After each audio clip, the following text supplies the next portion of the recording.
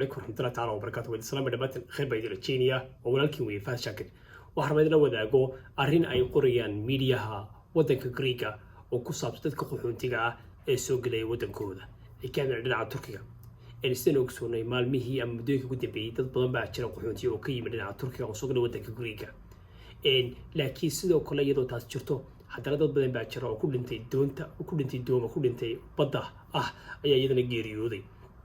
dadka markaa way soo bandhigeen wadamada ay u badnaayeen marka dadka dhintay boqolkiiba 90 waxay leeyihiin waa Soomaali bay ahaayeen waliba Soomaali wada single oo hablo iyo wiilalba leh oo dad da'doodu ay tahay 20 jir ay soo bandhigeen marka dadka qaar kamid ah waxa la geeyay jasiiradaha wadanka Greeka marka badda laga soo saaro qaarna waxa la geeyay caasimadda Athena halkaas Soomaalida badankooda family ugu yimaadaan qof kastaba si ay u aasi lahaayeen hababkoodana wax la yaqaan taana way sabab kasta loo aasiyo waxaasna dad marka halka yimaadaan ayaa la sameeyaa qof kale family Europe waxay sanayeen halkeeda weeyaan taas waa wax la isla ogiyay weeyaan laakiin arrinteeda laftigeeda dhibaatada waxa weeyaan in maalmihii ugu dambeeyay laftigeeda magaalada Izmir oo ku taala Turkiga xagga Greegana badda ay wadaagaan Soomaali badan ayaa ku geeriyooday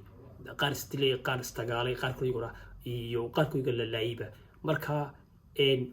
aad bay Greegiyada oo arrinta u falanqeeyeen ilaa Twitterkooda ilaa miidiyahooda waxay taagan yihiin waa maxay sababta xagga rank numberka ugu badan ee Soomaalida u yihiin marka loo eego Iraq iyo Syria iyo Afghanistan oo wadamo kale ka dhow kana dad badan sababta ugu soo badan maxay tana aad bay isku weydiinayaan marka waxa ugu muhiimsan waxa weeye dhalinyaradu inay arrintan aad ugu taxadaraan si badan iyo khatarteedana adigu aad iyo arrintaas badqan looga fakaro waliba culimadana aad uga hadasho khayr bay dirajiniya assalamu alaykum